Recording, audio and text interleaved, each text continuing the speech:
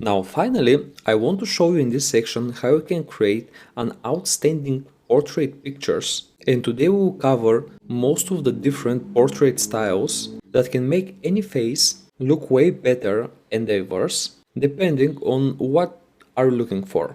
So let's get started. So today we'll create a portrait of a 30-year-old white woman, red hair, wearing a red dress and a gold necklace. So once you have this base prompt, now you can add some specifics for creating the portrait. So firstly, let's add a street portrait photojournalism from New York Times. Let's click generate and see what the portrait will look like. And here it is, guys. This is the portrait. As you can see, red dress, gold necklace, even though in some situations the necklace looks a little bit too much. But this is exactly how the photo will look like if it would be taken from a journalist from New York Times. As you can see, the background is blurred and the woman is in her daily routine, just somebody took her picture out of the street. Now let's change that, okay, and let's write professional, corporate, portrait from investor prospects. Okay, so this image should be a little bit more professional in complete contrast to the one taken from the street. So let's click generate and see what the difference is going to be. So as you can see, there is a big difference here, and this is exactly the type of photo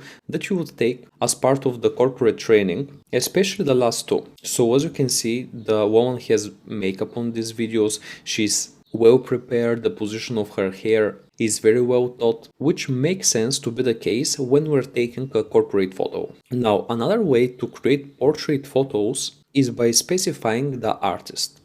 I will give you a list with the different artists that are specifically taking portrait photos, so you have something to reference to, which will really help you if you want to create a specific style based on the artist. So let's try that out. So let's say we want to create a photo of a young American guy in the style of George Hero. So this photographer usually takes black and white photos, and you will see the specific style. It's a little bit hard to describe. And here it is. As you can see, the photos are with very specific style, very close camera shot, soft features of the faces. Also, there is a light going from within the side of the face, and as I said, the photos are black and white. If you change the artist, for example, to Lee Jeffries, you will get something completely different. So let's try that. So you can see that the style of those photos is also black and white.